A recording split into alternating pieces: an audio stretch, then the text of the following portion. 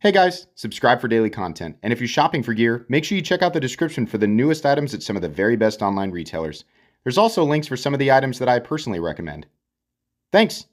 What's going on YouTube? Metal Complex here, and today I've got another interesting knife review / knife overview to share with you guys. This is the new Kunwu Pulsar XL. I've got one here in diamond texture titanium, and then of course carbon fiber with the shiny black DLC. Thanks so much to Kunwu for sending these in for me to take a look at. Thanks to my patrons for supporting me, and please make sure to follow me on Instagram at metal_complex. So these should be available, I think. It depends on when you're watching the video, but when I checked right before I started the video, a few of them were still available. Just depends on the configuration you want. There's actually quite a few configurations. You're not seeing all of them here, so you can check those out if you want to. I'm going to move the carbon fiber one off screen for just a moment while we do specs. This is truly, it's an XL version of the Pulsar, which I think might still be listed on the website. The Pulsar, the standard size of the Pulsar is still a full-size knife and is more than enough room ergonomically for me. But some people really, truly have like monstrous hands. I wear an XL glove. I don't consider myself to have XL hands. I think XL is fairly common. But if you really have massive hands, this might be that Kunwu knife for you because, man, you have so much room on this knife. It is just wild. Or if you're like, I have small hands, I just like huge knives, that's fine also. This is definitely a larger knife. But a lot of what I'm going to say, a lot of what I like about this knife is for the same reason that I liked the original Pulsar.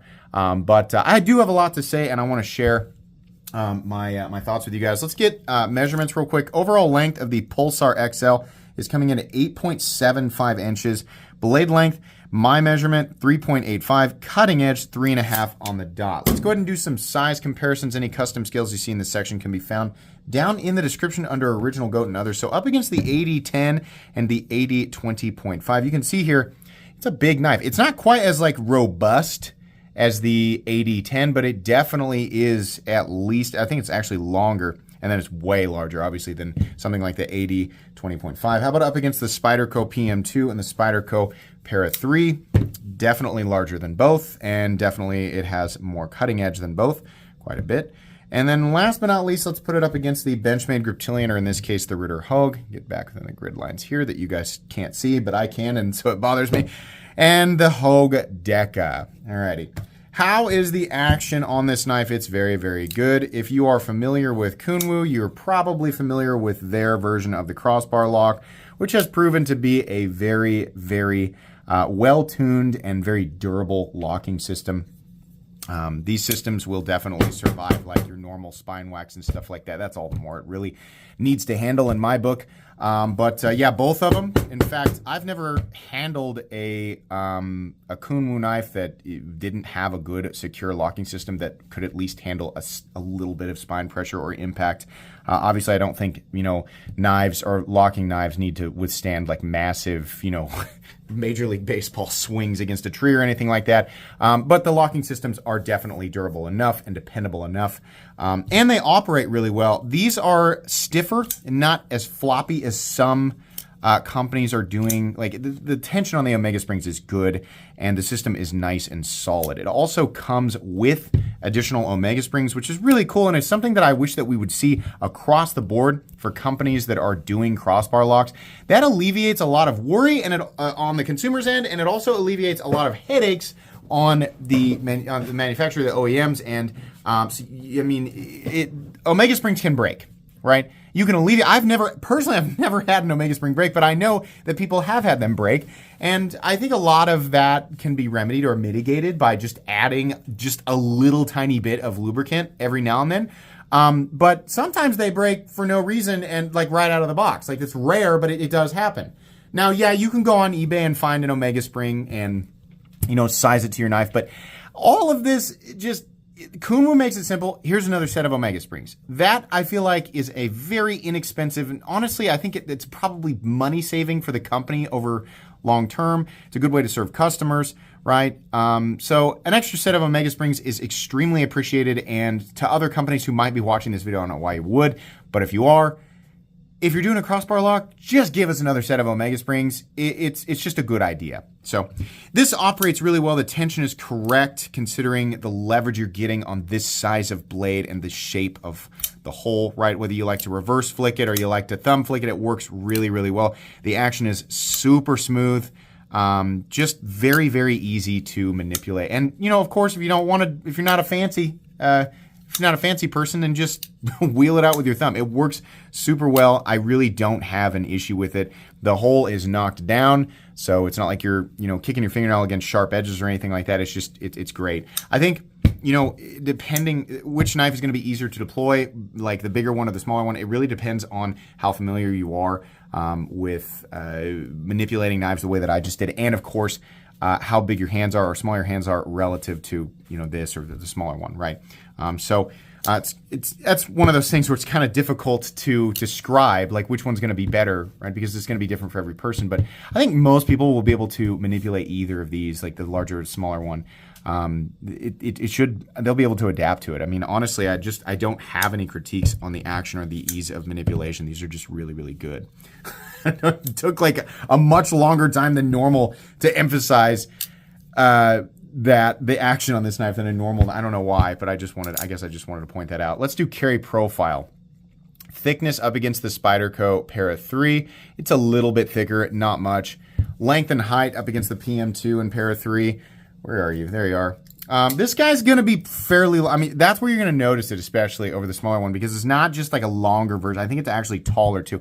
I don't have the Pulsar originally because I either gave a couple of those away and actually sold a couple to Patreon members a while back, which is something I do periodically. But I don't have the original to do a size comparison with, but I can tell you I believe the original was about 8 inches and definitely not quite as tall this way. So lengthwise, we are exactly the same. No, in fact, we're slightly longer closed than the Spyderco PM2, and honestly, just as tall in places. So you might notice that. This is getting to the point where it's a fairly large knife to carry in the pocket, even for people who are used to carrying knives that are about the same size as the PM2. So if you're comfortable with that, then it won't be anything crazy. It's not like a super thick knife or anything like that. Let's go ahead and do a hardware check. And I'll get out my tools as per usual. My tools are very inexpensive and very recommendable. You can find them right down in the section of my description that talks about the tools I use on this channel. Where are we there, man? T8. Okay. The pivot is a T8. The screws on the little crossbar tabs here are actually T6. The body screws are also T8, which is fantastic. And the pocket clip screws are going to be T6. There is a spot on the other side. If you've ever taken apart a knife, and by the way, this has I believe, a full cartridge liner. Yeah. You can see it lipped all the way down there. It's a steel liner that goes all the way down. It's going to be the same for the carbon fiber one, but this one's going to be black. So, that implies that the scales can be swapped out, I guess, if you buy multiple. I think it should be that way. I think it would be cool if, and I don't know his ability to do this, but it would be neat to get the scales separately at some point so that you could, if like, let's say you want the DLC blade and you want the titanium scales, but that combination is sold out. Some people will opt for, well, you know what, I'll go ahead with the carbon fiber because I like carbon fiber and then just buy a set of scales. Now, wouldn't it be great if we could just rub a magic lamp and make that happen, right? It's obviously not that easy. You can't just snap his fingers and do it, but maybe, down the road, it would be really neat. I know he does do the pocket clips or the alternate pocket clips. So possibly that would be something that would be fun to see in the future. I know that these knives are popular enough now that there are definitely people who would opt for that. But the reason I'm saying that is because it seems like the most popular combination through Kunwu is titanium scales DLC blade, right? So it'd be neat. It's not a demand or anything. I just think it would be a cool idea, but maybe not. But anyways, what were we talking about? Oh, we were doing the hardware and talking about disassembly. If you've ever taken apart a knife that utilizes Omega springs and has a crossbar lock, you'll know that the first time you do it, it's frustrating. In fact, the first 5 times you do it, who am I kidding? I've probably done it 30 times, and it's not my favorite thing to do. But it does get easier and it's absolutely doable. You just have to have some patience and take some safety precautions. You obviously have to have a place to put your hardware. At least access to everything is fairly simple. In fact, it's extremely simple. We have T8 hardware, and that's great. Once you get in there, a little bit more, but you don't necessarily have to take apart the internals. You don't have to remove the crossbar lock to do simple maintenance on your knife.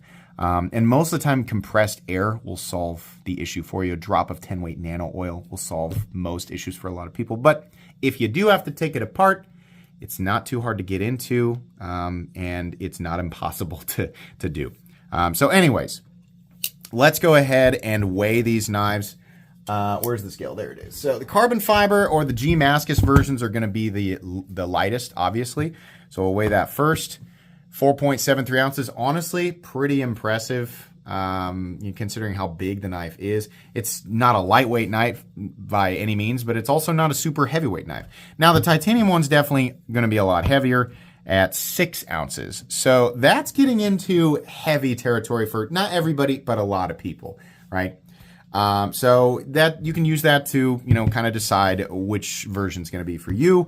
But I think that will essentially cover the weight spectrum for this stuff.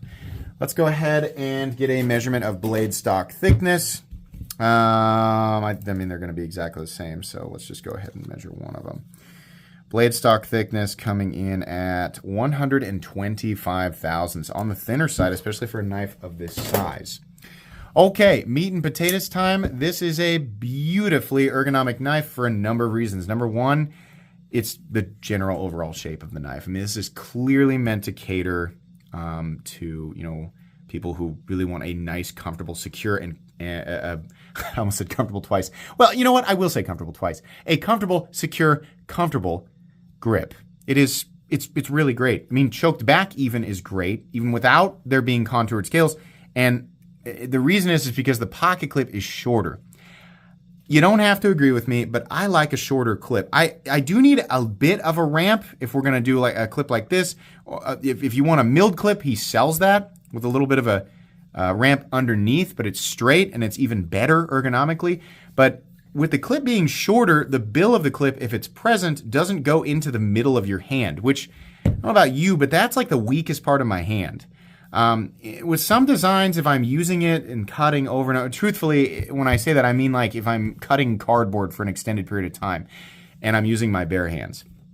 If you're going to use a knife like that, you probably want to wear gloves. But let's just humor me. A clip like this, the bill going right into the middle of your hand, after a while, it starts to wear on you. So I like a shorter clip. Still plenty functional, does what I need it to do, but it just doesn't bother my hand as much. I think the clip design on these knives is essentially perfect. I mean, I don't know that I would really change anything. I don't think the bill is crazy. It doesn't come straight. It's afterwards like Civivi's clip, so it's not like ready to grab onto the first thing that you walk by. Not saying it's impossible. It's just a really well-designed clip. The rest of the knife looks really, really good. You guys know I love continuous patterns, so I'm especially personally, I like this one the best with the diamond tie. Their carbon fiber's all right.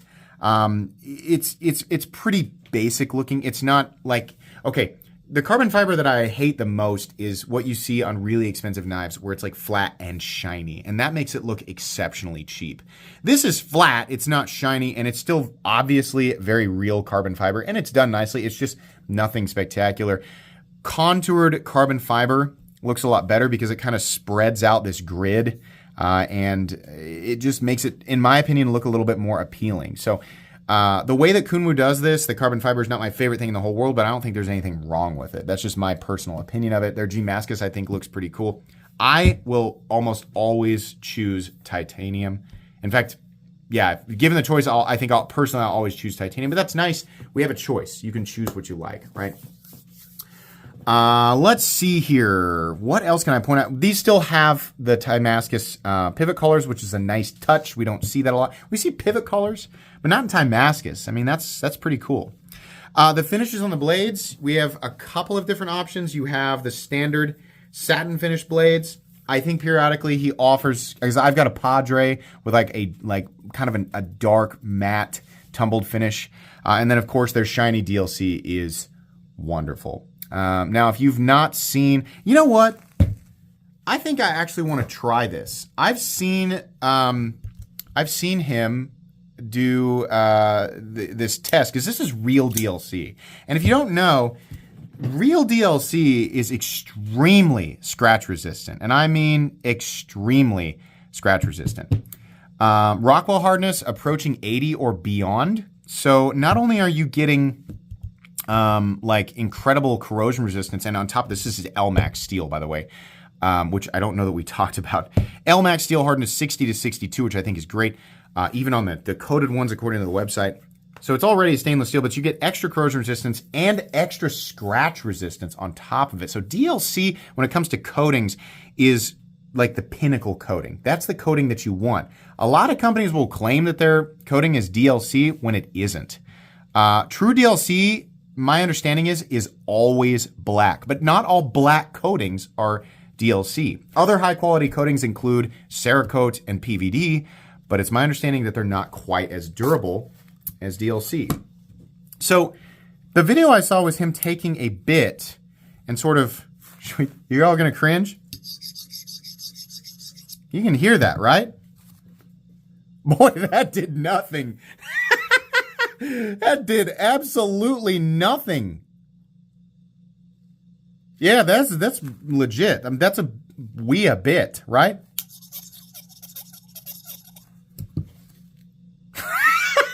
It's amazing. I mean, it's not like, when I saw the video, I was like, I believe it, but I don't know if I'm brave enough to try it myself, right? Even with something that was sent to me for free. That's impressive. That's really cool, man. Wow. I'm glad I decided to do that. Well, there you go. I mean, it does absolutely nothing to it. That's neat. Okay. Well, that's great. It's very durable. The coating, anyway. I mean, eventually, I'm not saying it's scratch proof. I think if I threw this thing as hard as I could down my driveway, I think the impact, might eventually scratch it. But during normal use, it's going to resist scratching really, really well. Better than an uncoated blade. So that's cool. I definitely prefer the look of the shine. Now, you can see here, this is going to get fingerprints and stuff on it. It's not like inconsistency in the finish. It's my fingers, right? When you touch it, that's what's going to happen. So that's maybe a downside if you don't like, blades that are going to have that show up, but that's just part of it. It can be wiped off, and it wipes off pretty easily, right? Same thing, honestly, with the satin finish blades, and they do a pretty nice satin finish too. We have choices. That's the nice thing. The spine is crowned. I think that's the same way with the original Pulsar, but I honestly can't remember. It's a very sort of kind of Spyderco Chamonix profile without copying it, right? These are incredibly slicey. Like, the edge geometry is really great on these. The same way with the other Pulsar, but this is not laser beam. They're just absolute laser beams. These were a joy to use and carry. It's nice when you get a knife like this that is really catering to the enthusiast, the collector, and the user. It's kind of hard to do all three, and this knife really does it. The final apex, this was the one that I carried. It wasn't this one. The final apex here is very consistent. There are no fit and finish issues anywhere on this knife. The only part of this knife that I really don't like is where they decided to put Pulsar XL. Number one, I don't like the name of the knife on the knife, but if it's got to be there, I wish it was back here and much smaller. I think Civivi and we proved that we're not really bothered by microtext. Like, sometimes it's even hard for me as a reviewer to find the blade steel on the knife, but I find it and it's there and I know it's there and it's just like completely and totally out of the way. So like on this guy, it's even more because it says Pulsar XL and Y. I really would prefer it was back here and not out here on the knife, but that doesn't hurt anything, right? It's just kind of an eyesore. So there you go. Really just great all around, kind of all purpose, heavy cutter, heavy slicer. Obviously not an impact type of knife. We don't need to be batoning with a knife like this. I mean, it's your property. If you buy it, do whatever you want, right? But I'm just saying, don't expect it to survive that type of abuse. Use it like a regular pocket knife. Just incredible ergonomics, so much room to choke up here, and very safe, a very nice, safe, comfortable spot to put your index finger. Jimping could be a bit deeper. There's a little bit of traction there, but not much, right? It's kind of a hard balance because it's like we're wanting the spine to be radiused and look nice, right? Some people don't. Some people want to strike flint off of a 90-degree angle on a spine, right? But me personally, I don't do that, so I kind of like the crown spine just for aesthetic reasons. It's kind of hard to maybe do that. We just maybe a little bit deeper or wider jimps, but it's okay. There's enough traction there that it works. Speaking of traction, part of the reason I like the diamond texturing that Kunwu does is it's essentially perfect. It's nice to the touch. It's not a cheese grater on the finger, but it does provide meaningful traction. It's also not so much that your pants will fray immediately because the clip does ride on it. In and out of the pocket, I didn't feel like it was so much friction that I was worried. A lot of times, I work here at home, so I'm wearing sweatpants a lot. So they're especially vulnerable to stuff like this. And no, this really isn't bad. And it's non-existent on the smooth stuff, right? Smooth tie, carbon fiber, whatever. So really have an issue. I don't really have an issue with that. Simple backspacer with just some heavier jimping on it. It's nice. It looks good. There's a lanyard hole, so great. This is a completely and totally ambidextrous design. So lefties, you got a spot right here. And I think they did a pretty classy job of doing the filler tab, even though it does sort of dip into the area where it's textured. I don't really care. Maybe you do. I don't really care. Clip is nested in the tie, and the screws are recessed. Really great. I don't have any complaints there. Stop pin located back here. No shouldering, doesn't necessarily need it. No blade play up, down, left, or right. No stick at all on either of these. No crossbar sticks, non-existent, really. The action is the same on both, it just swings shut. Obviously, the size and weight of the blade helps, but tolerances are really, really good. No pivot lash, consistent right here. Here's the event horizon, or the detent being created by this crossbar lock system. We have, can we see that there? Looks like perfect center. It's hard, let me stand up because this one's darker, so I'm catching shadows where I'm for the angle I'm looking. That one looks perfect to me. And this one has also remained perfect the entirety of the time that I have carried and used it. So the base price on these is, I think, $210 for G Mascus. Titanium starts at $250. I think carbon fiber's $250. You can get textured titanium for $260. And then the DLC textured titanium, that's the one that most people want. That's going to understandably be the most expensive at, I think, $270. Honestly, Kunwu's delivering such a good product here. We got a durable lock. We got a comfortable handle profile. We've got real durable coatings if you want them. We've got properly heat-treated L-Max, which is a fantastic blade steel. I don't have any I wish it didn't say Pulsar XL on the blade.